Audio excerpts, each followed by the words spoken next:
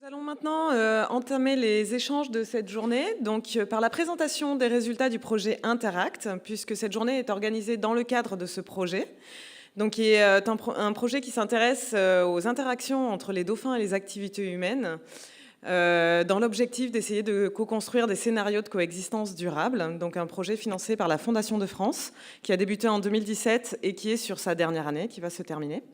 Donc, je vais passer la parole au docteur Olivier Jiménez, directeur de recherche au Centre d'écologie fonctionnelle et évolutive, qui est le coordinateur scientifique du projet Interact, qui va vous parler un petit peu de ce projet avant qu'on passe à la présentation des résultats. Donc, je suis Olivier Jiménez, docteur Jiménez, et je suis chercheur au CNRS. Oh, ça va commencer, mec. Non. Je suis donc chercheur au CNRS à Montpellier. Ah, il est parti. Eh ben, j'espère que les prochaines rencontres humains-cétacés auront lieu à Montpellier, parce qu'on est encore plus chauvin qu'à Marseille et à Nice réunis. Hein. Donc Montpellier pour 2020. Donc je vais vous présenter les résultats. Donc je vais vous présenter d'abord le projet Interact pour interaction entre dauphins et activités humaines sur le littoral méditerranéen français.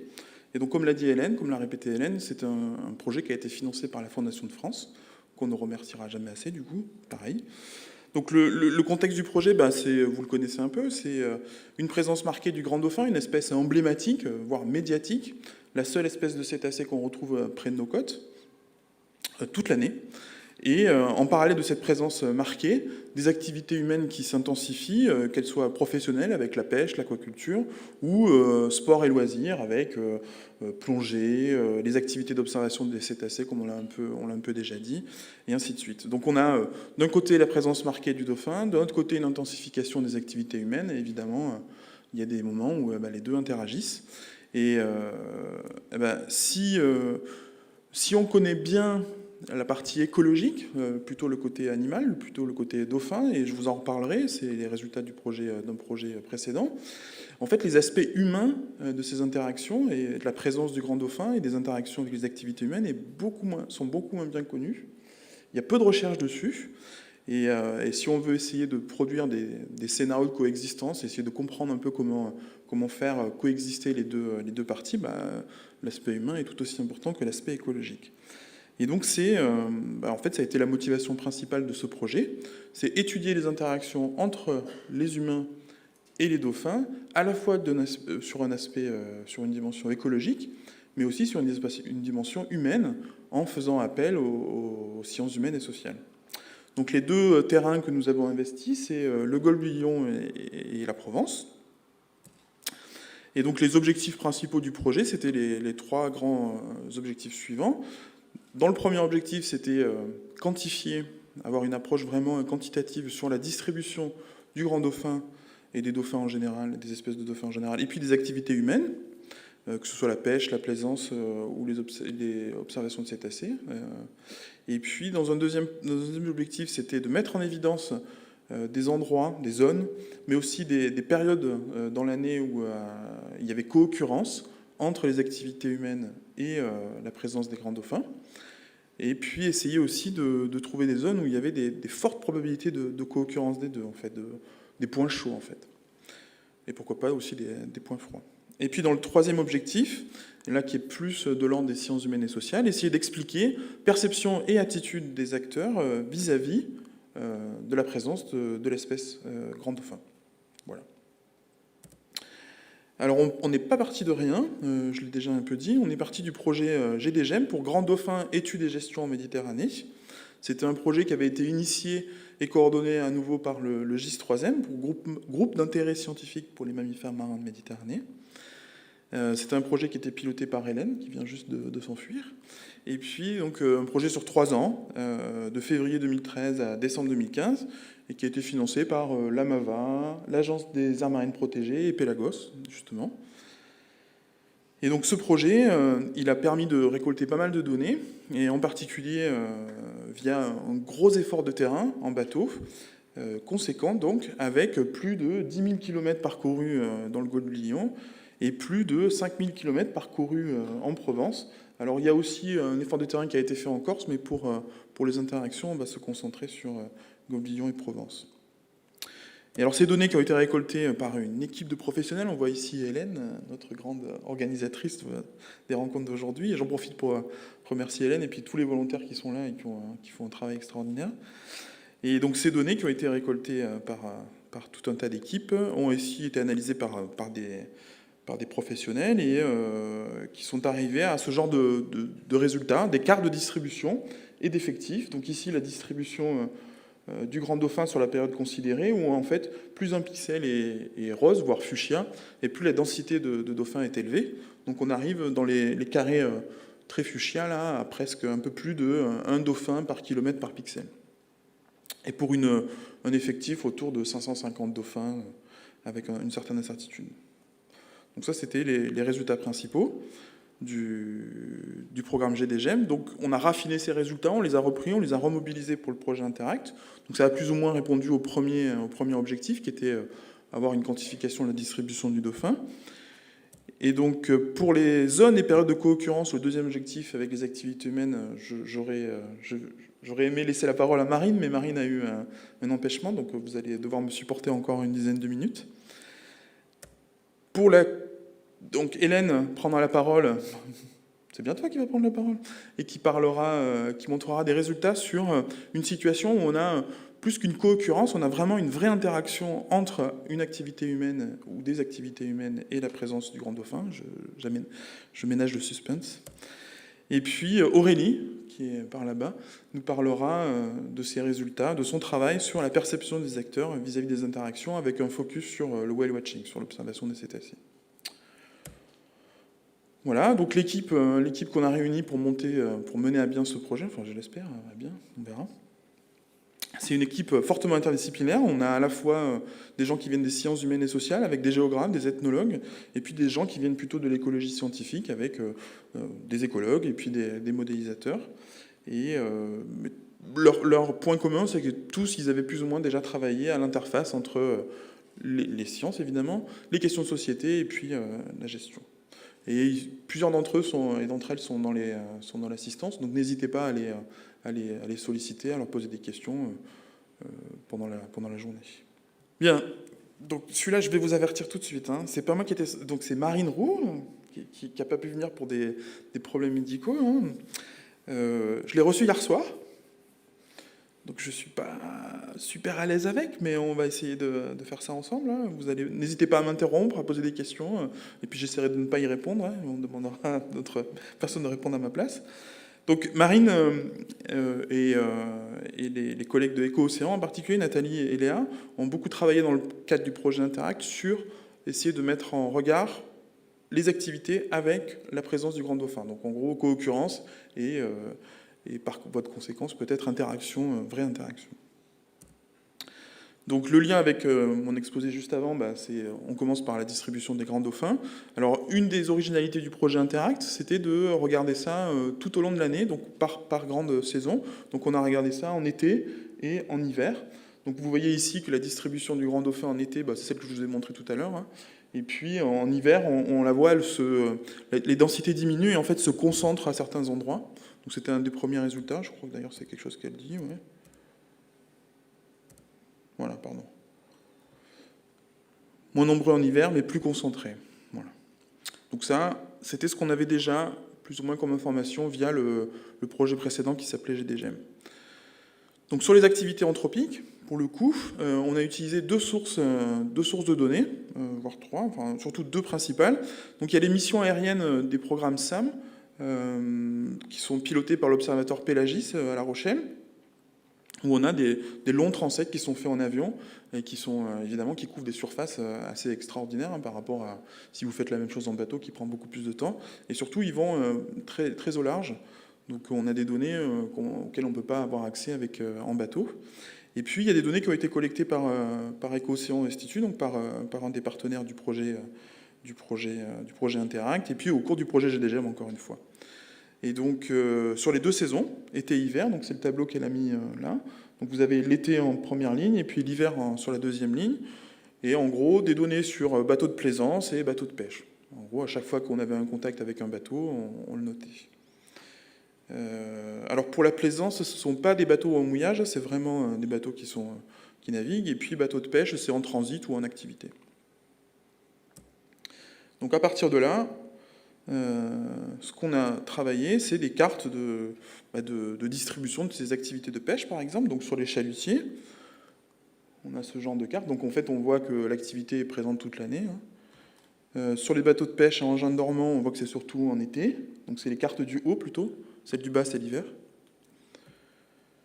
Pour les activités de loisirs, elles ont divisé ça en bateaux à moteur. Pareil, été, on voit surtout une activité, toujours pareil, c'est des densités, en été en haut et en hiver en bas.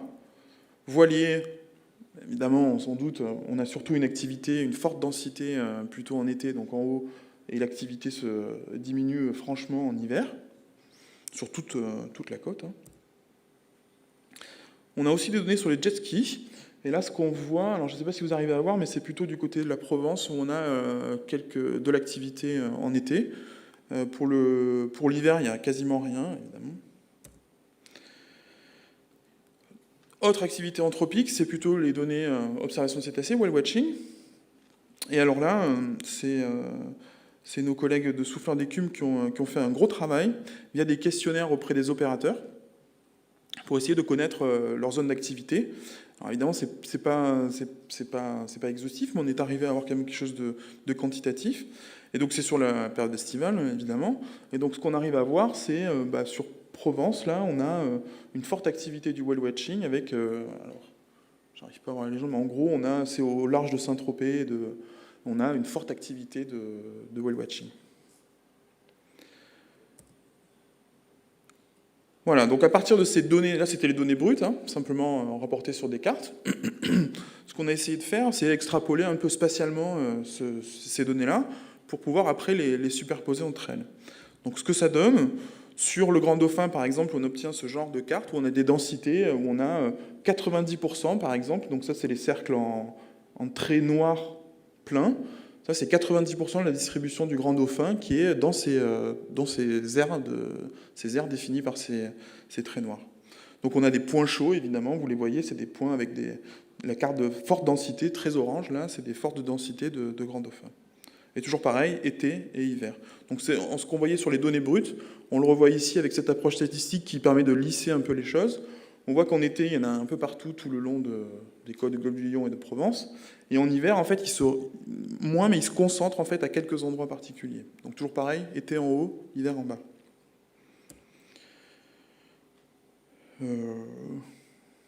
Oui, donc ça c'est l'aire de distribution occupée par les grands dauphins. Et on voit clairement qu'on est autour de 9000 en été, et puis 9000 km² et autour de 2000 km² en hiver. Donc une vraie concentration des grands dauphins en hiver. Pour les activités de pêche, toujours la même idée, on essaie de lisser un peu les choses dans l'espace pour pouvoir après combiner les choses ensemble. Pour les chalutiers, on retrouve qu'on a une activité exclusivement dans le golfe du Lion. Donc c'était connu, mais ça fait plaisir entre guillemets de le retrouver dans les données. Avec une intensité moindre en hiver, mais c'est la même zone qui est utilisée. Les bateaux de pêche en engins dormants, on en a un peu partout en été, et puis ça se concentre un peu en hiver, mais on en a aussi. Donc partout le long des côtes, 2 zones occupées différentes entre hiver et été, mais il y en a partout. Activités de loisirs, alors c'est tout mélangé, c'est tout combiné, bateau moteur, voilier et jet ski si je ne m'abuse. Ah non, oui d'accord, c'est bateau à moteur, c'est ça? Non, je vois pas, mais c'est bateau à moteur. Ensuite vous avez voilier et puis jet ski, c'est ça, voilà. Donc ça en gros c'est les données que je vous ai montrées tout à l'heure, mais passer à une espèce de moulinette statistique pour essayer de lisser les choses. Et pourquoi on fait ça? Parce que, donc c'est ce que je vais vous montrer là. Donc le whale watching, comme on avait vu plus tôt sur Provence.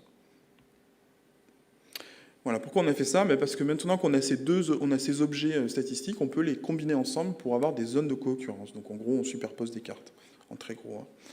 Donc c'est ce qui nous intéresse ici, les zones de co-occurrence. Alors on va se concentrer sur l'été, mais on a des résultats aussi sur l'hiver, mais on va quand même regarder sur l'été plus tôt, par manque de temps.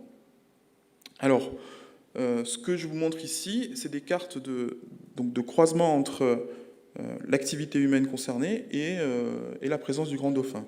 En bleu, clair, plein, c'est des zones d'interaction potentielle mais élevées. Et puis en hachuré, c'est moyen. C'est des probabilités moyennes. Donc ce qu'on voit, c'est que ici, on a vu que Chalutier, c'était surtout dans le golfe du Lion. Mais quand on croise ça avec la carte de distribution du Grand Dauphin, qui se trouve près des côtes du golfe du Lion, on a des zones fortes d'interaction potentielle dans le golfe du Lion. Et ces zones recouvrent à peu près 72% de la surface occupée par le Grand Dauphin. Alors, comme il y en a un tout petit peu quand même en Provence, si on ne concentre que sur le golfe du Lion, on obtient 91% de recouvrement. Alors, pour les bateaux de pêche à engin dormant, on a un peu la même chose. Si on prend toute la zone Provence et golfe du Lion, on a 40% de la zone occupée par les grands dauphins qui est recouverte par la distribution des engins dormants, des bateaux de pêche à engin dormant. Et si on prend que golfe du Lion ou que Provence, on a 36 et 56%. Concernant les voiliers,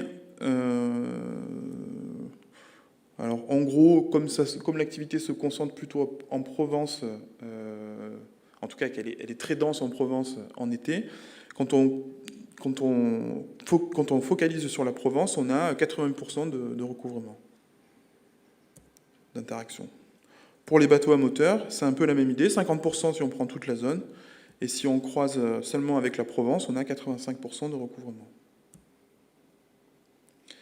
Pour les jet skis, vous avez vu que la carte de distribution des activités de jet ski était plutôt discrète, plutôt modeste. On a 12% de recouvrement quand on croise avec les cartes de distribution du Dauphin. Alors, pour le whale watching, donc on a 31% de surface occupée par les grands dauphins qui se superposent avec les activités de whale watching. Et évidemment, quand on focalise sur Provence, puisque l'activité s'y focalise aussi, on a 91% de recouvrement entre distribution grand dauphin et activité observation cétacés. Donc pour résumer, les zones de probabilité d'interaction moyenne entre activité de pêche, là pour le coup, toute activité de pêche confondue, et grand dauphin. Sur le golfe du Lion, c'est vraiment là que se focalisent les interactions les plus élevées, enfin les interactions potentielles les plus élevées, c'est 93%. Pour bateaux de plaisance et grand dauphin, c'est plutôt sur la zone liguro-provençale qu'on a 90% de overlap, de recouvrement. Pardon. Pour les activités d'observation cétacés whale watching, c'est toujours Provence, avec 90%. Et puis, si on mélange toutes les activités humaines, eh bien, on a un fort recouvrement des deux objets, activité humaine et présence du grand dauphin, avec plus de 90% des activités humaines, plus de 90% de la distribution du grand dauphin qui croise des activités humaines. Donc encore une fois, on s'y attendait, on avait cette expérience de terrain, on avait du savoir local, il y avait plein de choses qui nous permettaient d'aller vers cette conclusion, mais là, ça permet de quantifier les choses. C'est une toute autre approche. Donc la conclusion, c'est que les côtes continentales françaises de Méditerranée sont fréquentées toute l'année. Ça, c'est un résultat fort du projet. Les sorties de terrain n'ont pas eu lieu qu'en été. Elles ont aussi eu lieu en hiver, et ça, c'est quelque chose qui est à mettre au crédit des équipes du projet. C'est assez incroyable. Et voilà, donc elles sont fréquentées toute l'année par les grands dauphins et les activités humaines. Il y a une forte co-occurrence en été entre activités humaines et grands dauphins, comme on l'a vu, à la fois dans le golfe du Lion et en Provence. Alors, ce n'est pas les mêmes activités qui croisent, mais on a une forte interaction entre les deux potentiels. Voilà, je vous remercie. Je remercie Marine d'avoir préparé cette présentation, et elle s'excuse donc de ne pas avoir pu venir. Merci à tous et à toutes.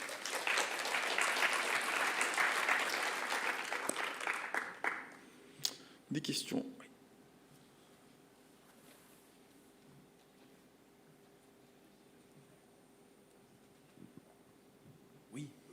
Merci pour votre exposé.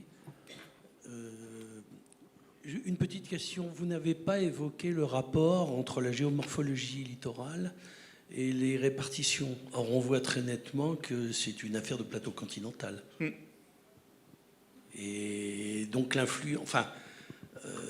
ça veut dire principalement que la répartition des dauphins est sur le plateau continental et pas en pleine mer.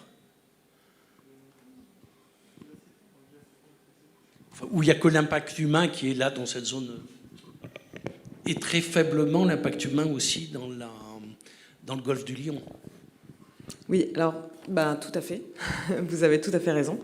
Effectivement, en fait, le grand dauphin, on a tendance à dire par abus de langage que c'est une espèce côtière.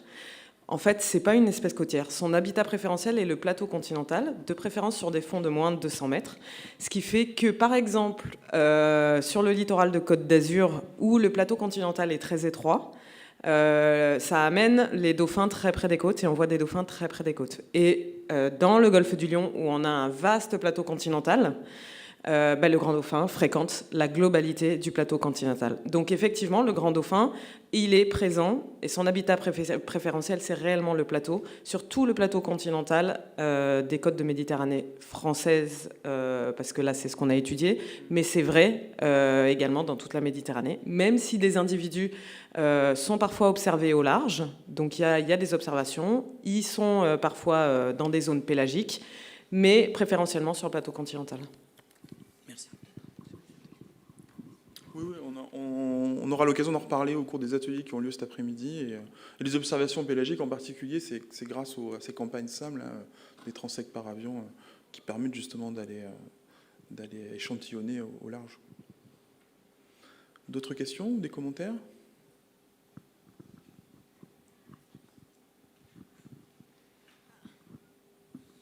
Merci, bonjour. Merci pour votre exposé. Une petite question technique que je me pose souvent. Comment sont pris en compte les efforts de prospection dans le cadre de ces travaux cartographiques qui apportent une donnée à l'échelle de la façade très pertinente, j'en doute pas. Ouais. Mais c'est vrai que je m'interroge toujours sur la prise en compte de l'effort de prospection, à la fois pour les données d'observation de cétacés, mais aussi pour les données là, de plaisance liées à l'activité humaine. Ouais, encore une excellente question. En fait, ce qu'on obtient, ce qu'on fait, c'est qu'on corrige par cet effort, donc on obtient des effectifs relatifs à l'effort, on les ramène à l'effort, quoi.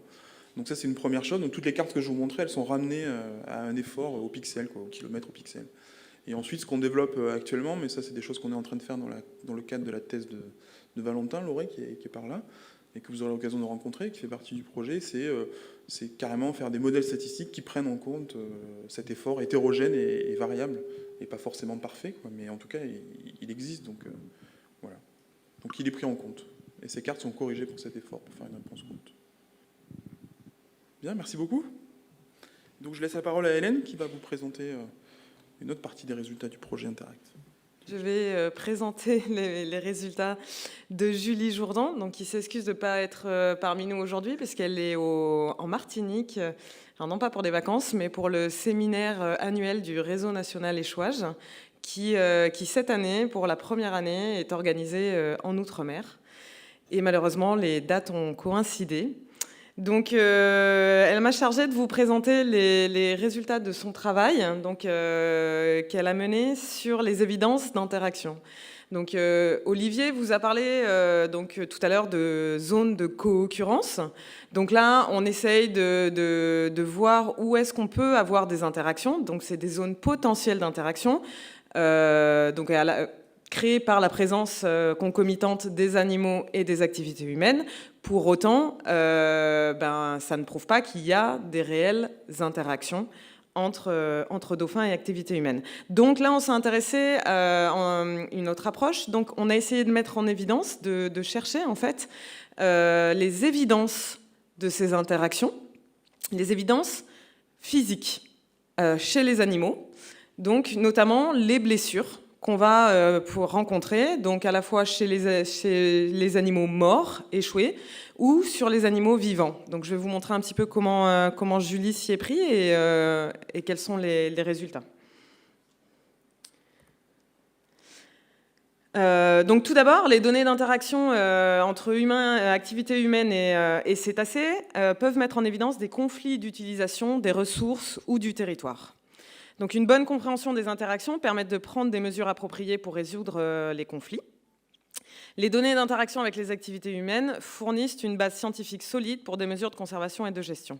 Donc l'objectif étant de décrire les blessures d'origine humaine sur les grands dauphins échoués et vivants en Méditerranée française afin de caractériser les interactions.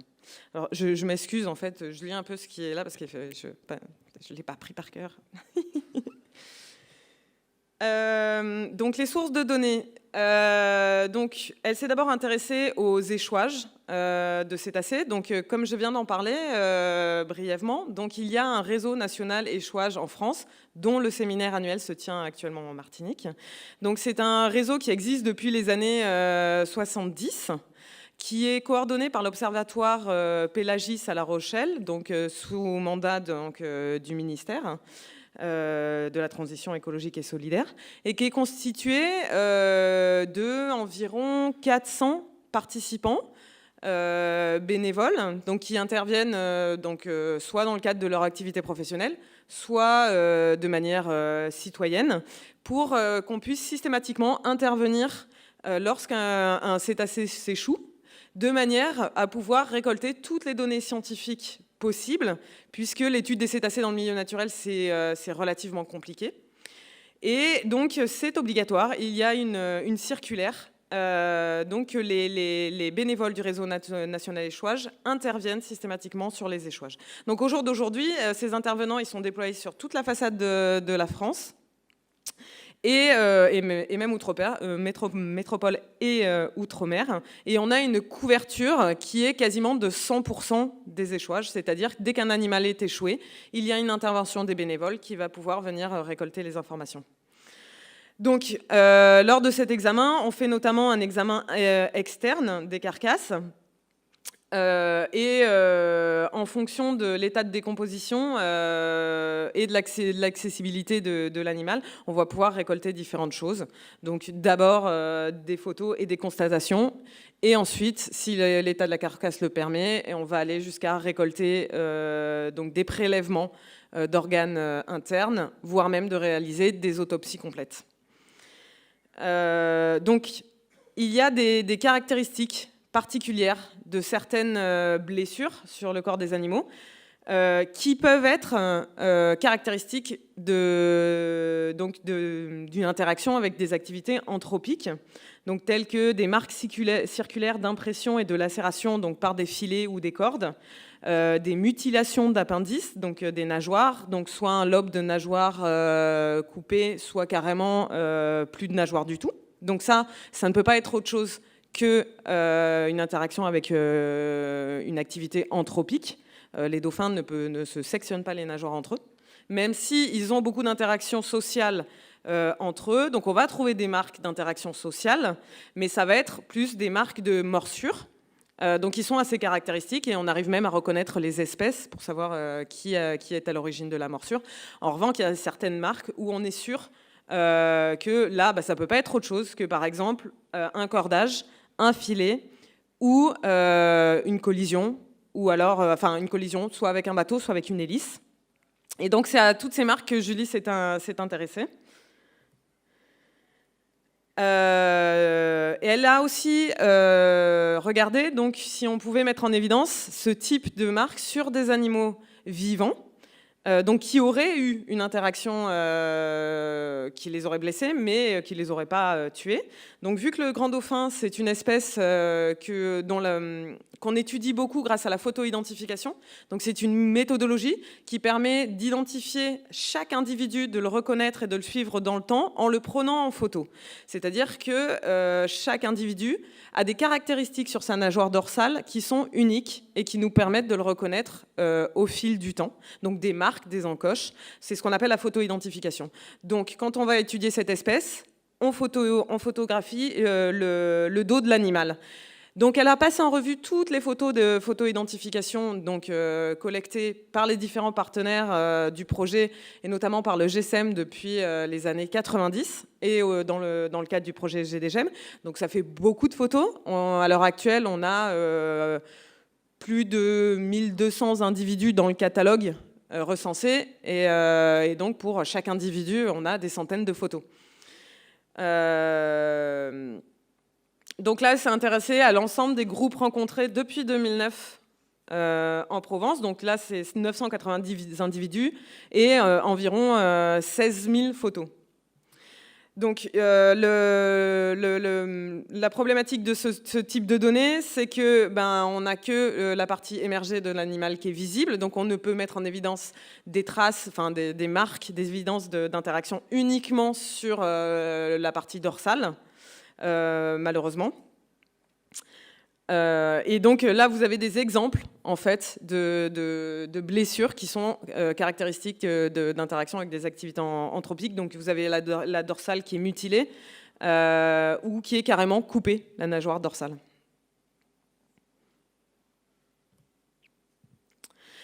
Donc, au niveau des résultats, donc entre 1993 et 2018, il y a eu 134 échouages de grands dauphins sur les côtes continentales de Méditerranée française, dont 67 ont été examinés et étaient en bon état de conservation. Donc, je vous ai dit tout à l'heure qu'on avait presque 100% de couverture, notamment depuis les années 2000. Mais pour autant, des fois, les animaux, quand ils arrivent sur le littoral, qui s'échouent, ils sont dans un état de décomposition avancé. Malheureusement, on ne peut pas faire grand-chose. Donc sur ces 67 individus, 20 présentaient des blessures anthropiques, en grande majorité liées aux pêcheries. Donc c'est quand même 30%.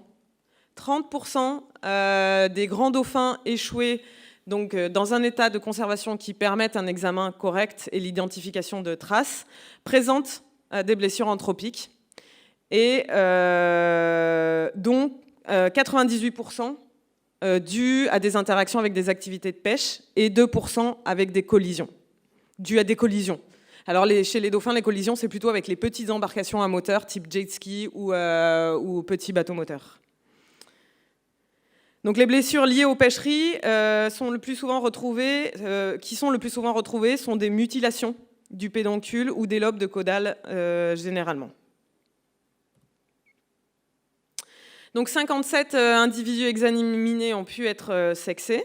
Donc ce qui nous dit que la fréquence des femelles ayant des blessures anthropiques est de 14% et celle des mâles de 17%. Donc il n'y a pas réellement de différence entre les mâles et les femelles. Le sexe n'a pas d'impact en fait sur la probabilité d'avoir des interactions, enfin des blessures dues aux interactions anthropiques. 66 individus ont été mesurés, donc ce qui permet de connaître la classe d'âge de l'animal. Donc pour déterminer l'âge exact, il faut faire des analyses un peu plus poussées, notamment des analyses au niveau des dents. Mais grâce à la taille, on a des abacs qui nous permettent, depuis la taille, d'évaluer la classe d'âge. Donc entre juvéniles, subadultes et adultes. Et là, ce qu'on voit, c'est que les subadultes, les juvéniles et les subadultes, a priori, présentent plus, leur proportion est plus importante dans les animaux blessés. Donc ça, si on veut essayer d'émettre des hypothèses sur les raisons, très probablement que c'est des animaux qui sont moins expérimentés et qu'ils sont peut-être plus sensibles donc à ce type d'interaction négative.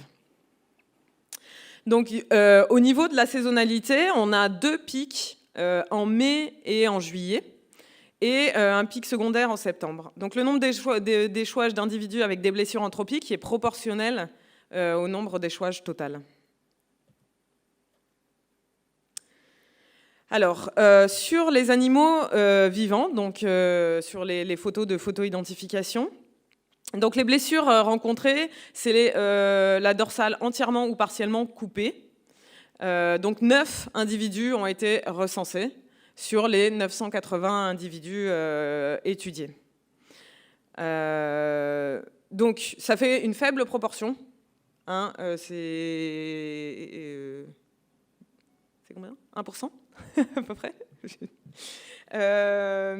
Donc ça peut paraître faible, mais très probablement qu'en fait les interactions se soldent la plupart du temps par le décès de l'animal, ce qui fait que finalement le nombre d'individus vivants ayant survécu à ce type d'interaction est peut-être moins important, puisqu'on a vu que la proportion sur les individus échoués était plus importante. Donc on avait un individu qui présentait les lobes de la caudale absents, 12 individus qui présentent des cicatrices sur le dos, dues à des collisions, très probablement, 4 individus qui présentaient des perforations, et 8 individus qui présentent des marques de cordage. Et encore 5 individus qui présentaient des encoches profondes. Donc, ah oui, 4%, c'est écrit en plus, je suis nulle. Donc 4% des individus vivants photographiés présentent des blessures d'une possible origine humaine. Donc là, elle vous a présenté le cas particulier d'un dauphin ambassadeur, un dauphin solitaire, qui fréquente en fait le littoral de Méditerranée française depuis plus d'1 an maintenant, depuis juillet 2018, il me semble, où il a été observé la première fois dans le secteur des îles d'Hyères. Donc cet individu vient, en fait, il est seul et il vient souvent aux abords des activités humaines, près des ports, dans les ports, puisqu'il était même à l'intérieur du vieux port de Marseille, sur les plages, au milieu des bateaux, au milieu des kayaks. Donc c'est un animal assez familier. Et donc il a fait pas mal de buzz, évidemment, sur Internet. Donc les internautes l'ont baptisé Flipix. Et c'est une femelle. Et donc cette femelle, donc on arrive à la suivre à travers les photos dans ces pérégrinations autour du littoral. Donc elle a fait Porquerolles, mais elle est montée jusqu'à l'est des côtes de Provence, et elle est allée jusqu'à Fos-sur-Mer. Hein, donc elle se balade pas mal. Et donc on a remarqué au cours des photos qu'étaient apparues des nouvelles cicatrices sur son dos, très probablement dues à un coup d'hélice. Par un petit engin à moteur de plaisance, donc vous avez les traces là. Donc malheureusement, à fréquenter les plages et les ports, surtout l'été quand il y a beaucoup de monde, a priori, elle a rencontré d'un peu trop près un bateau. Donc a priori, rien de grave pour elle. Pour l'instant, ça va, mais ça fait un moment qu'on l'a pas observée, il me semble, qu'on n'a plus trop de nouvelles d'elle, donc je sais pas trop où elle est. Donc en conclusion, la mortalité liée aux percheries est la source la plus courante de mortalité anthropique des petits cétacés dans le monde. Là, ce n'est pas spécifique aux côtes françaises. En Sicile, la pression de pêche et le nombre d'échouages de grands dauphins sont positivement associés. La proportion de grands dauphins échoués présentant des blessures anthropiques en Méditerranée française est de 30%, ce qui est loin d'être négligeable. Et ce pourcentage-là est similaire à des régions voisines telles que la Tunisie, par exemple. Les juvéniles et les subadultes sont plus impactés, donc peut-être dû à un manque d'expérience. Il n'y a pas de différence entre les mâles et les femelles. Et ces chiffres sont forcément sous-estimés, dû notamment à la limite des données d'échouage. Les échouages représentent seulement une petite partie des animaux qui sont morts en mer, c'est-à-dire que seulement une partie minime des animaux qui décèdent en mer sont rapportés sur le rivage. Donc en fait, il y a une grosse partie de l'iceberg qui nous est totalement inconnue. Et l'état de décomposition ne permet pas toujours de faire un examen adéquat et pertinent. Quant aux limites des données de photo-identification, ces animaux-là présentent quand même des capacités de cicatrisation assez étonnantes. Donc certaines blessures peuvent ne plus être visibles et les marques disparaissent au cours du temps. Une partie seulement du corps est accessible à la photo. Donc là, encore une fois, on n'a que le haut de l'iceberg, hein, on a juste le haut du dauphin. Et tous les individus ne sont pas forcément photographiés. Donc d'autres méthodes existent, mais aucune n'est pleinement représentative des interactions. Donc c'est quelque chose qui est difficile à évaluer, l'impact que peut avoir certaines pressions sur les animaux. Donc là, on est obligé d'avoir une approche pluridisciplinaire si on veut arriver à dresser une image assez cohérente de ce qui se passe. Je vous remercie de votre attention. Donc si vous avez des questions, je vais essayer d'y répondre.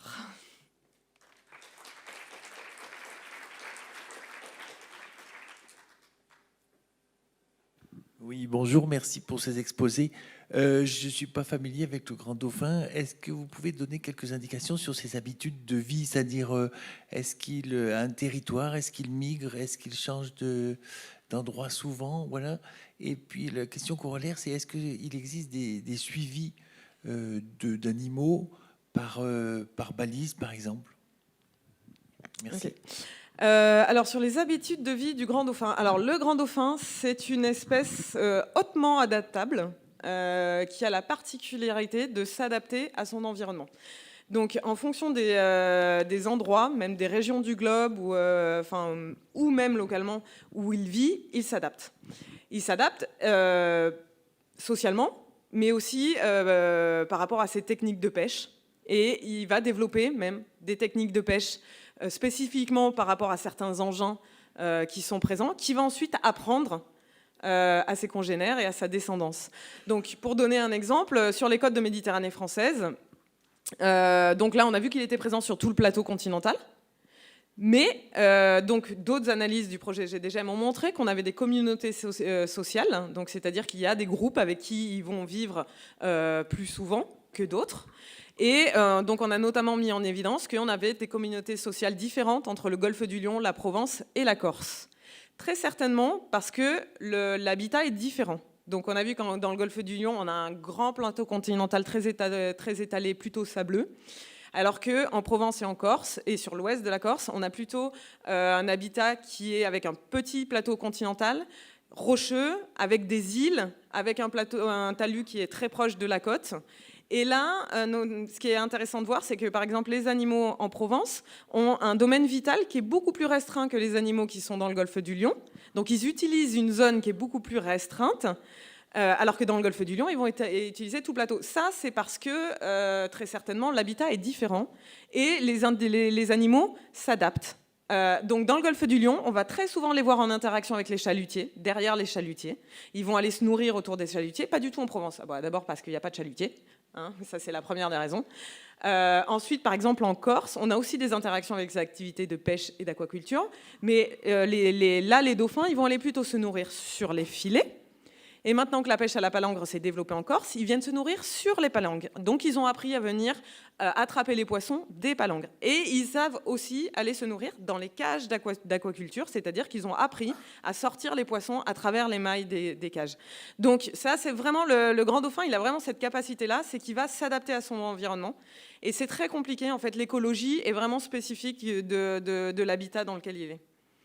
Alors pour les balises, donc ça se fait sur pas mal d'espèces de cétacés, donc en général des grands cétacés, plutôt les cachalots, les baleines. Ça se fait sur le grand dauphin dans le monde, ça a déjà pas mal été fait. En Méditerranée, on l'a encore jamais fait.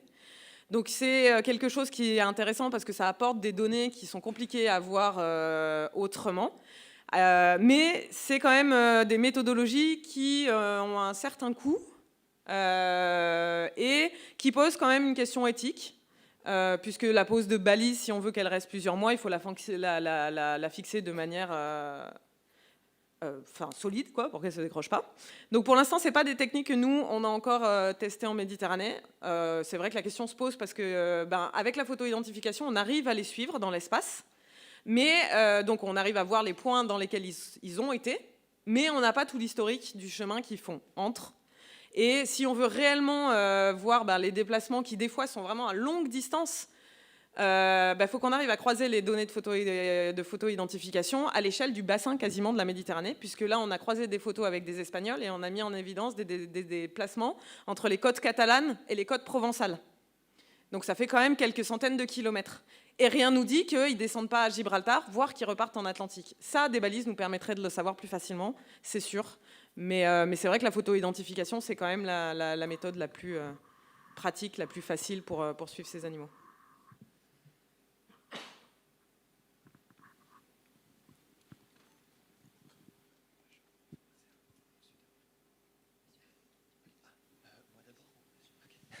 Alors, merci. Moi, j'avais une question à propos donc, des dauphins retrouvés échoués. Comment est-ce qu'on sait que les marques qu'ils ont sur eux, ça a été fait de leur vivant et non pas après, par exemple, lorsqu'ils étaient morts? Excellente question. Ça, il y a des manières de le savoir en fait, par rapport à la caractéristique de la blessure en elle-même. On peut savoir si ça a été fait du vivant de l'animal. Il y a une inflammation qui s'est créée, il y a des saignements, une hémorragie qui s'est créée aussi autour de la blessure. Et ça, en regardant les tissus, on peut savoir si c'est une blessure antémortem ou post-mortem. C'est pas toujours évident. Mais quand on a un petit peu l'habitude et que surtout la carcasse est en bon état, on peut le savoir. Mais même si c'est des blessures post-mortem, ça veut dire qu'il y a eu une intervention humaine. Quand il y a un cordage accroché autour de la queue ou que la queue est sectionnée, que ça a été fait du vivant ou de la mort de l'animal, la plupart du temps, pas la plupart du temps, mais disons que ce qui peut arriver, c'est que le dauphin se soit pris dans un engin de pêche, qu'il soit décédé dans l'engin de pêche, il soit remonté, et là, on a sectionné les appendices pour pouvoir le remettre à l'eau, ou on l'a attrapé avec une gaffe ou avec une corde. Ça, pour autant que ça ait été fait avant ou après, quelque part, ça témoigne quand même d'une interaction avec des activités humaines. Sauf si ça a été fait sur la plage, mais en général, on intervient assez rapidement. Donc, puis je vois pas trop pourquoi quelqu'un irait promener un dauphin mort sur la plage. Oui, alors j'avais une question, moi c'était aussi sur les échouages. Les dauphins, une partie d'entre eux sont autopsiés. Et je voulais savoir quelle était la part d'ingestion de déchets humains qui pourrait être à l'origine du décès des animaux. Si une statistique existait sur cette donnée. Oui, alors on n'a pas les données, par exemple, en Méditerranée française, mais parce que c'est relativement peu fréquent, en fait. Des macro-déchets à l'intérieur des estomacs ou des tubes digestifs des dauphins, c'est pas si fréquent que ça. Après, par contre, ça ne veut pas dire qu'ils ne sont pas contaminés, notamment par les microplastiques qui sont dans toute la chaîne alimentaire et qui sont en mer partout et qui vont s'accumuler. Mais les macrodéchets, ça va pas être, les plastiques et tout ça, sur les dauphins, en tout cas en Méditerranée, c'est pas une problématique. On en retrouve assez peu. Contrairement, par exemple, à des espèces comme le cachalot, où là, pour des raisons un petit peu mystérieuses, certains cachalots ont vraiment l'estomac rempli de plastique. Peut-être un problème aussi lié à des pathologies en amont ou des choses comme ça qui vont faire qu'ils vont ingérer ces quantités de plastique. Les tortues, c'est beaucoup plus fréquent parce que les tortues, elles se nourrissent habituellement, certaines tortues, de méduses. Donc là, disons elles confondent un peu les plastiques, les méduses, et donc elles avalent beaucoup plus de plastique que les dauphins. Les dauphins jouent avec les sacs en plastique, par contre. Ça les amuse beaucoup.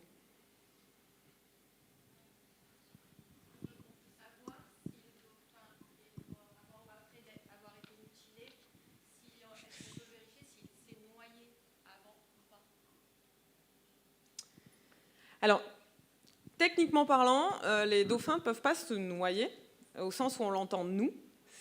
C'est-à-dire que la noyade lorsque de l'eau rentre dans les poumons, c'est pas possible parce qu'ils ont une respiration, contrairement à nous. Nous, on a une respiration qui est réflexe.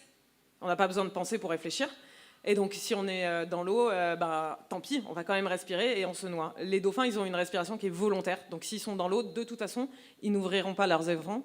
Mais par contre, ils meurent par étouffement, par manque d'oxygène, lorsqu'ils sont capturés dans les filets qui restent coincés. Ouais.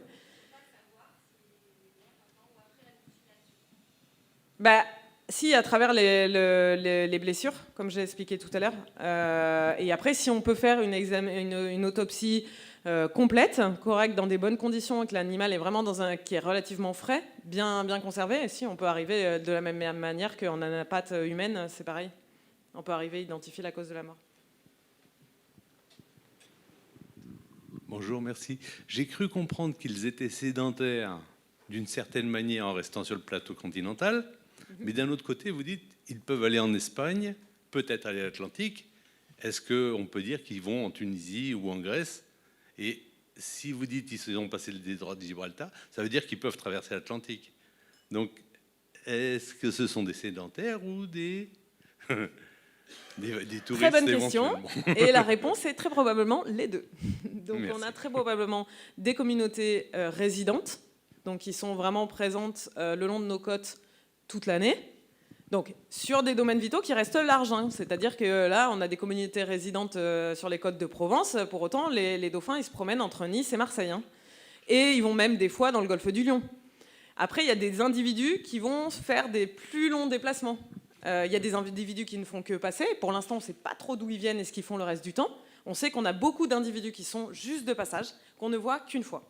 Depuis des années qu'on les étudie, il y a des individus qu'on n'a vus qu'une seule fois. On sait qu'ils sont de passage, mais on ne sait pas d'où ils viennent et où ils vont. Et par contre, on sait aussi qu'on a des individus qui sont résidents. Donc il y a les deux. Et après, il y a effectivement des individus qui vont faire des très grands déplacements, mais ce n'est pas forcément la majorité. Et ça a été documenté même ailleurs dans le monde, hein, où il y a eu des dauphins qui se sont baladés et qui ont fait des centaines de kilomètres. Pour autant, traverser l'Atlantique, ça je pense pas trop, c'est quand même pas une espèce migratrice. Le dauphin, comme les baleines par exemple, qui vraiment font des grandes migrations nord-sud. Bonjour, je reviens rapidement par rapport aux dauphins qui seraient pris dans des filets, dans des engins de pêche. Est-ce que les professionnels n'ont pas d'obligation de déclaration à ce niveau-là quand il y a des prises accessoires normalement ? Bon, alors ça, c'est une problématique qu'on va aborder cet après-midi, donc j'espère que vous serez toujours là lors de la table ronde justement sur les interactions avec la pêche. Je ne vais pas m'aventurer là-dessus parce que je ne vais pas gâcher le suspense.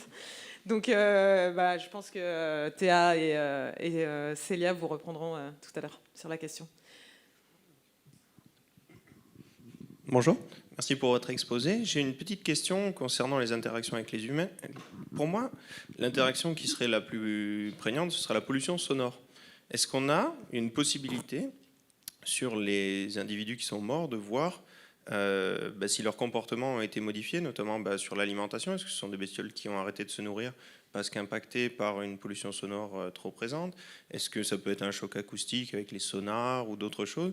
Est-ce que ça, c'est quelque chose qui est étudié, recensé, quantifié? Merci. Alors, donc c'est compliqué d'essayer de mettre en évidence en fait les impacts de pression non directs. Donc c'est-à-dire quand il y a une blessure, une collision voilà, c'est une interaction vraiment directe, ça a un impact et c'est facile à mettre en évidence. La pollution dans l'environnement et la pollution acoustique, ça c'est un petit peu des impacts qui sont moins directs et donc les mettre en évidence sur les animaux, la conséquence, c'est plus compliqué.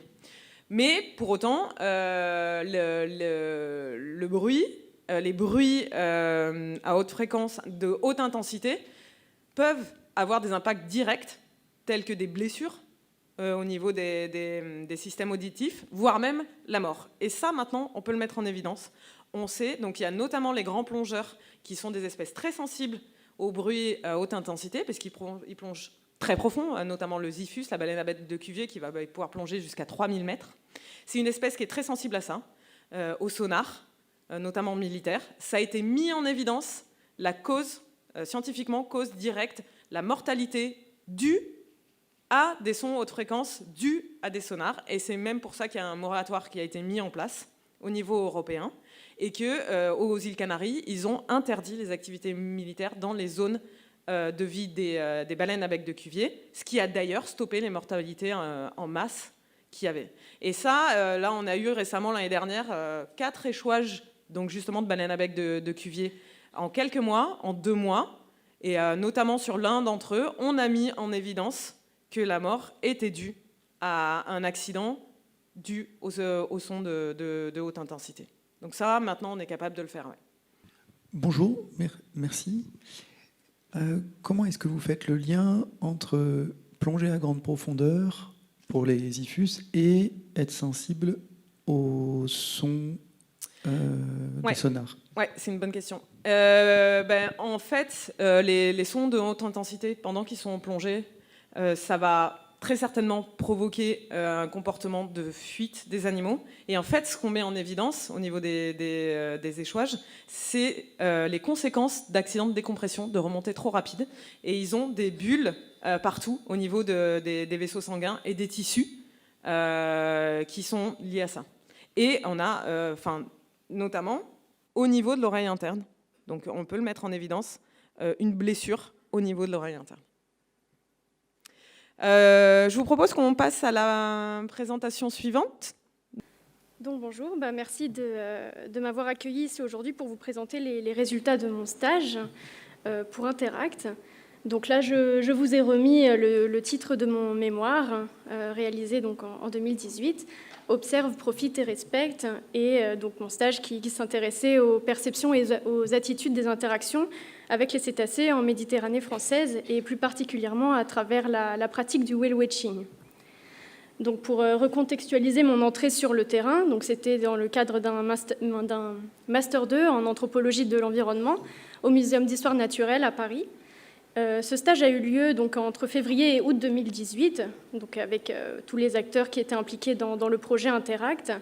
Et j'ai donc eu 3 encadrants, donc Olivier et Hélène que vous avez vus ce matin, et Nicolas Lescureux qui est ethnoécologue au Centre d'écologie fonctionnelle et évolutive à Montpellier également. Donc je suis partie d'un objectif un peu général qui visait à recueillir, décrire et analyser les perceptions qu'ont les acteurs de leurs interactions avec les cétacés dans le cadre de ces pratiques de whale watching. Et de cet objectif ont découlé des questionnements un peu plus spécifiques d'ordre méthodologique. Comment étudier les perceptions à la fois de la part des opérateurs et des participants, ce qui ne demande pas forcément la même approche méthodologique, mais aussi comment s'organise la rencontre avec les animaux marins, de la part des humains, mais aussi des animaux et de ce qu'ils peuvent ajouter et apporter à cette rencontre. Et au final, dans le troisième questionnement, que nous dit la pratique du whale watching sur nos rapports contemporains à la nature et les façons de s'y relier à travers cette pratique. Alors, l'approche méthodologique que j'ai voulu prendre en compte, c'est sur plusieurs plans. Donc, à la fois, j'ai voulu faire une revue de la littérature scientifique sur vraiment les dimensions humaines et sociales qui s'intéressent aux interactions avec les cétacés. Donc, j'ai essayé de construire ma méthodologie au départ sur la base d'études de cas dans la littérature scientifique, qui s'intéressait pour la plupart à la perception des participants, leur attitude, leur degré de satisfaction aussi, ou par exemple leur éventuelle aptitude après ces sorties à intégrer des programmes de conservation. J'ai trouvé moins d'études qui faisaient état de l'expérience vécue des opérateurs. Donc j'ai voulu aussi me focaliser un peu sur ce point durant ce stage. Au final, je l'ai combiné avec des outils issus des sciences humaines et sociales qu'on pourrait appeler classiques, donc l'observation participante, les entretiens semi-directifs, donc des entretiens qui étaient formalisés et, en amont avec des prises de rendez-vous et qui pouvaient être assez longs, entre 1 et 3 heures, et des entretiens situés donc, à bord des bateaux auprès des participants et aussi de l'équipage. Et au final, j'ai essayé de mobiliser une approche qui soit à la fois dans l'enquête qualitative et quantitative, en proposant des questionnaires pour évaluer les perceptions et attitudes des participants et des entretiens plus pour les opérateurs et les participants qui voulaient bien m'accorder un peu de leur temps durant leur journée. Donc concrètement sur le terrain, j'ai diffusé entre juillet et août un questionnaire réalisé avec le logiciel Sphinx qui était en 2 parties. La première partie était distribuée au départ de la sortie sur les bateaux, donc elle faisait 40 questions, et la partie 2 était distribuée au retour, donc après la possible interaction, avec 21 questions. Au final, j'ai eu 106 réponses qui ont été analysées ensuite. Et 8 entretiens semi-directifs, donc pas forcément à bord des bateaux, et qui étaient enregistrés et intégralement retranscrits ensuite pour l'analyse, avec 19 séquences d'entretiens situés qui, elles, étaient à bord des bateaux, donc pareil, comme je vous disais, avec des participants ou du personnel d'équipage, et aussi l'enregistrement de discours et d'anecdotes pour recueillir certaines formes de relations ou d'interactions qu'on ne peut pas voir à travers les résultats des questionnaires. Et au final, j'ai fait 11 sorties d'observation participants, donc en tant en tant que touriste, en fait, pour observer ces interactions avec les cétacés. Et sur ces 11 sorties, il n'y en a eu que 2 où j'ai été un peu nauséeuse, donc je suis plutôt fière de moi. Donc on passe aux résultats, et j'ai voulu reprendre les titres de mon mémoire avec ces 3 actions, observe, profite et respecte, qui, pour moi en tout cas, semblent caractériser le whale watching. Donc on part du premier qui est observe. Je ne sais pas pourquoi il a fait un tour sur lui-même, désolé. Au final, on se rend compte que le sens de la vue est central dans la pratique du whale watching et est privilégié. Alors certains auteurs, notamment des sociologues qui ont travaillé sur les relations à l'environnement et la perception de l'environnement, montrent qu'en tout cas dans notre société, c'est la vision qui est vraiment privilégiée comme manière de se relier à la nature. Et si ça peut paraître assez évident dit comme ça, je tenais à le souligner parce que ça a une place vraiment centrale dans cette pratique. En effet, les opérateurs guident l'observation et en sont un peu les médiateurs, surtout lorsqu'ils signalent par exemple une belle observation. Alors je me suis demandé aussi ce qui caractérisait une belle observation. Ça va être une proximité par exemple avec l'animal ou alors le saut d'une baleine. Ce qui va être caractérisé comme une observation plutôt rare. Ça nous est arrivé une fois de voir un rorqual sauter, mais c'est l'opérateur à bord qui se fait le média de l'interaction et de ce que les gens sont en train d'observer. La pratique du whale watching mobilise des outils pour immortaliser et un peu figer cette expérience vécue. Donc, via, par exemple, l'appareil photo qui est très présent, mais aussi les jumelles.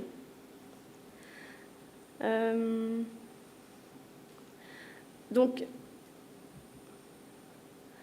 observer, ça c'est un des résultats des questionnaires, finalement, observer des dauphins ou des baleines est considéré comme quelque chose de primordial ou en tout cas d'important pour 86% des participants. Mais aussi, dans leurs attentes, il s'avère que photographier ou filmer des dauphins ou des baleines depuis le bateau est une attente qui est aussi primordiale pour 28% des participants et importante pour 33%. Ce qui, donc, voilà, me fait vraiment insister sur cet aspect de l'observation qui est central. Et ça semble donc un critère important dans les attentes à combler des participants. Et dans cette pratique, au final, j'ai constaté que les humains, effectivement, observent les animaux, mais il y a un autre élément, c'est que, au final, les animaux observent aussi les humains, et ce qui ouvre la voie à la possibilité d'une interaction et d'une réciprocité entre humains et animaux. Et concernant cette réciprocité et cette interaction, donc c'est des notions, des concepts qui ont été abordés du point de vue aussi de l'anthropologie et notamment de l'ethnoéthologie, qui découle de l'étude des savoirs locaux et qui s'intéressent à la façon dont les comportements des animaux vont influencer la construction de savoirs locaux et sensibles à leur égard. Et pour ça, j'ai voulu vraiment m'ancrer sur les propos des opérateurs et de ce qu'ils me disaient pour essayer de faire une classification qui serait locale de leur point de vue des espèces de mammifères marins avec lesquels on peut rentrer en interaction. Et ce qui apparaît, c'est que le grand dauphin, malgré qu'il soit une espèce charismatique, n'est pas l'espèce qui est la plus souhaitée pour l'interaction. En effet, c'est le globicéphale qui est moins connu, en tout cas que moi je ne connaissais pas avant de faire ce stage et que beaucoup de participants visiblement ne connaissent pas non plus, mais en tout cas qui a une importance certaine pour les opérateurs. Ce sont eux qui apparaissent le plus curieux, ce sont des animaux sociaux qui s'approchent du bateau et qui donnent visiblement l'impression de vraiment observer les personnes à bord. Malheureusement, sur les sorties que j'ai faites, il n'y en a eu aucune où j'ai croisé de globicéphales. Donc je me suis appuyée sur les anecdotes et les discours que les opérateurs tenaient sur ces espèces. Et au final, on voit que plus le degré de curiosité de l'animal envers les humains est faible et plus l'interaction est moins recherchée, avec en dernier le Ziphius, que je n'ai jamais vu non plus, évidemment. Donc on passe à au deuxième résultat, qui est sur la notion de profiter. Donc dans cette interaction, qui n'est pas qu'une observation unilatérale, se joue une forme de relation qui est plus ou moins ambivalente dans la manière de percevoir l'animal. Et donc c'est à cette interface que se situe le profit de mon titre.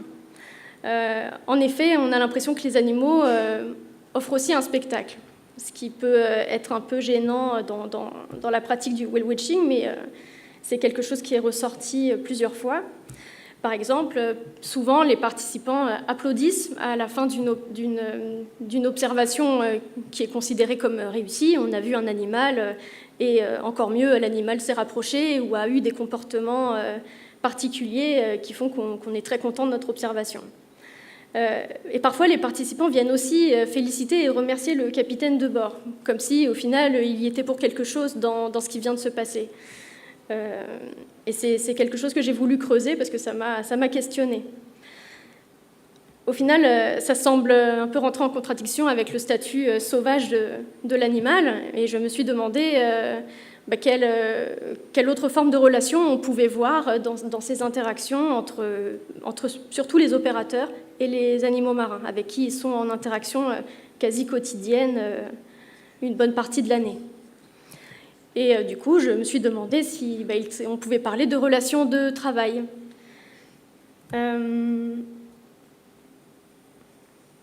Donc, oui, de travailler avec le dauphin. Alors, pour quelle raison ? C'est pas quelque chose qui a été officiel, mais qui est ressorti de manière officieuse. J'apprends en allant avec les opérateurs sur les bateaux qu'au final, des animaux sont susceptibles de faire grève certains jours lorsqu'ils ne se montrent pas. En fait, j'ai identifié tout un champ lexical autour du travail. Pourquoi ça ne se remet plus ? Ok. Il y a tout un champ lexical autour du travail, mais qui n'est pas reconnu par les opérateurs, mais certains m'ont quand même dit qu'ils travaillaient avec du dauphin. Donc on pourrait se demander dans quelle mesure on pourrait identifier une relation de travail avec les animaux. Donc c'est pareil, les sciences humaines et sociales se sont intéressées au travail avec les animaux, qui n'est pas toujours une forme de relation aliénante, mais qui ouvre sur d'autres perspectives et d'autres pistes de relations, de manière de se relier aux animaux. Et au final, comme je vous disais, eh bien, les frontières du sauvage se brouillent un peu avec ces nouvelles considérations. Au final, ce ne sont pas que des animaux, des individus passifs que l'on va observer ou qu'il faut préserver, mais il faut bien admettre aussi qu'ils semblent occuper d'autres statuts. Et de ce fait, leur statut d'animal sauvage ne peut plus être vraiment mis à distance et doit être rediscuté sous ces nouvelles formes de relations. J'en viens à mon troisième point, qui est respect. Donc, cette notion du respect de l'animal et d'avoir une bonne pratique dépasse les limites du bateau et en fait même de la région, puisqu'on parle quand même du whale watching comme une industrie à l'échelle mondiale, de l'écotourisme et quelque chose qui brasse beaucoup d'argent et qui a beaucoup de succès. Donc pour en revenir à la France, effectivement, il y a tout un cadre réglementaire qui a évolué depuis les années 2000 et en 2005 notamment, depuis l'étude socio-économique qui faisait état des menaces que le whale watching pouvait faire peser sur les populations de cétacés en France. Donc j'ai voulu essayer d'analyser cette notion de respect à travers à la fois le code de bonne conduite qui essaie de favoriser une bonne approche, une approche éthique des animaux, qui les dérangera le moins possible, et de la marque High Quality Whale Watching qui a été déposée par la COBAMS en 2014. Donc si on revient à nos opérateurs et aux participants, au niveau local, je me suis rendu compte que la relation entre les expériences pratiques des opérateurs et ce cadre de régulation qui est formé par le respect du code de bonne conduite et l'intégration de cette distinction de high quality whale watching, que cette relation n'était pas si évidente. Ce qui m'a semblé, moi, c'est que j'ai identifié 3 points clés dans ce cadre réglementaire qui est l'approche. On veut favoriser la meilleure approche possible avec une certaine distance à respecter, par exemple. Le discours pédagogique que vont tenir les opérateurs à bord des bateaux. Et aussi de favoriser une certaine démarche naturaliste. Et de l'autre côté, lorsque j'ai voulu analyser ces 3 points clés par les perceptions des opérateurs, je me suis rendu compte qu'au final, l'approche va surtout être déterminée par le comportement de l'animal à l'instant T, au moment où se déroule l'interaction. Donc ça, c'est quelque chose qui m'a plutôt frappée. Les opérateurs vont davantage se conformer à l'idée intime et sensible qu'ils se font de la bonne approche. Et voilà, donc qui est intrinsèquement liée au comportement de l'animal, mais aussi de leur engagement personnel dans les processus de transmission pédagogique. Ça va varier du simple discours, d'un discours qui va être plutôt informatif. On va juste aller vers les participants pour leur donner de l'information, ce qui n'est pas forcément la méthode la plus adaptée pour garder les participants vraiment concentrés, mais qui peut aller aussi jusqu'à l'immersion, une immersion un peu plus recherchée avec des dispositifs pédagogiques qui favorisent l'interaction entre le participant et le bateau et la connaissance du milieu marin. Et entre les deux, on a des opérateurs aussi qui sont dans une démarche plus militante et qui visiblement relèvent d'un intérêt avant tout personnel. Et enfin, concernant la démarche naturaliste, eh bien, j'ai distingué 2 dimensions. Il y a celle qui est incarnée. On va plutôt la retrouver chez des opérateurs qui ont un parcours, par exemple, en sciences de la nature, et au final, cette démarche naturaliste s'inscrit dans la continuité de leur parcours et de leur intérêt personnel et professionnel. Et il y a celle qui est adoptée par des opérateurs qui vont se définir avant tout comme personnes de la mer, comme des marins, ou qui ont été dans un lien particulier avec le milieu marin, parfois depuis l'enfance. Néanmoins, là, en vous présentant ça, je ne cherche pas à faire des catégories figées et des boîtes où ranger les opérateurs, mais c'est juste des grandes lignes où je vois qu'il y a des divergences et des recoupements. Mais voilà, ces démarches entre elles, elles peuvent se fondre et être interconnectées, bien entendu. Il n'y a donc pas une, mais plusieurs façons de réaliser de la pratique du whale watching et d'observer les cétacés. Et certaines sont source de tensions, même entre opérateurs labellisés. D'ailleurs, c'est plutôt des opérateurs labellisés avec qui j'ai pu échanger. J'ai essayé de me mettre en relation avec des opérateurs qui ne l'étaient pas, mais ça aurait demandé un temps que je n'avais pas. C'était un peu plus compliqué en fait d'approcher des opérateurs qui n'étaient pas labellisés, et encore plus les opérateurs qui pratiquent la nage. Pourtant, on sent bien que c'est un point sensible de tension, mais je n'ai pas eu le temps de vraiment rentrer en contact avec eux et de les rencontrer. C'est pour ça que je ne vais pas développer plus dessus. Sur ce point, mais clairement, je pense que cette pratique mériterait une étude à elle toute seule.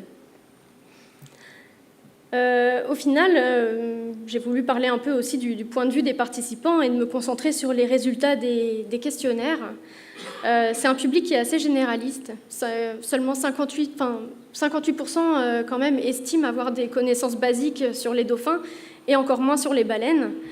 Et il faut savoir que 92% de ces connaissances sont issues des médias visuels, donc des documentaires et de ce que les gens vont voir à la télé. Donc la représentation qu'ils vont se faire du dauphin passe vraiment par ce qu'ils vont voir chez eux en étant déconnectés de la mer et des interactions concrètes avec les animaux. Il y a aussi une image qui est très positive du whale watching, puisque 91% des répondants considèrent que ce qu'ils viennent de vivre, l'interaction, la sortie en bateau, n'impacte pas ou plutôt pas les cétacés. Donc on n'a pas le sentiment que la pratique du whale watching puisse générer un dérangement. Ce qui peut être intéressant à savoir en vue en tout cas dans la littérature scientifique, des impacts possibles justement de la pratique du whale watching sur les cétacés. Donc il y a cette perception qui rentre un peu en contradiction avec ce qu'on sait du terrain et ce qui a été présenté auparavant.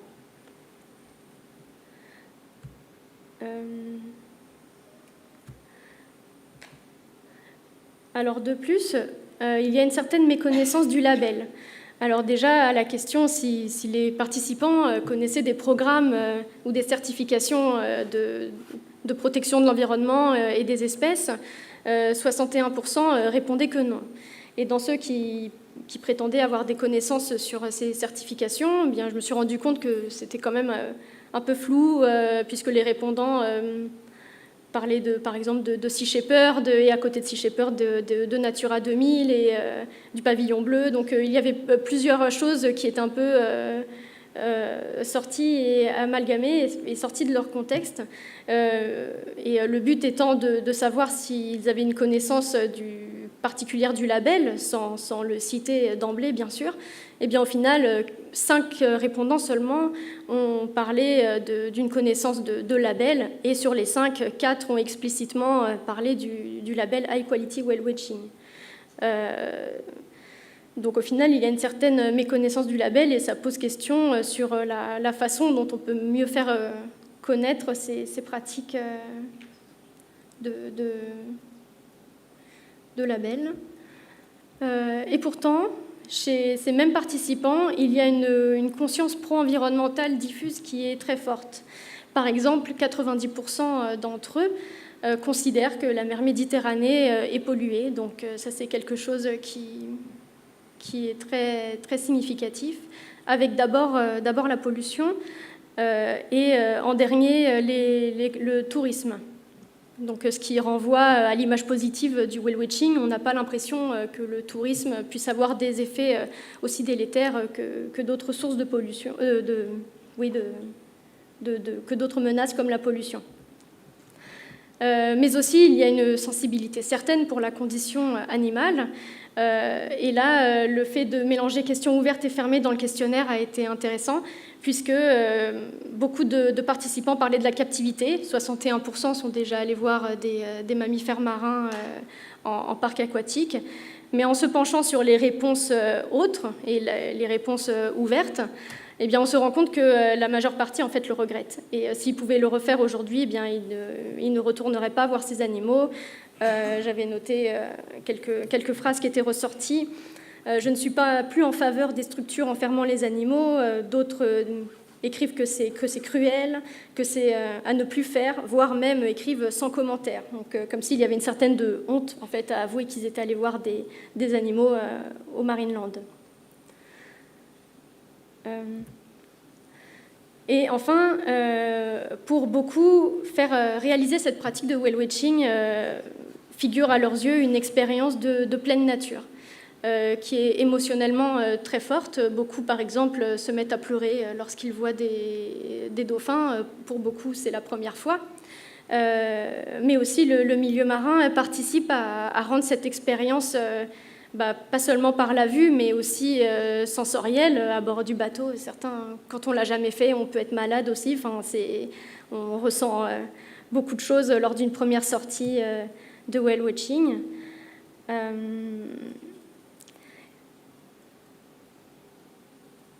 Pardon.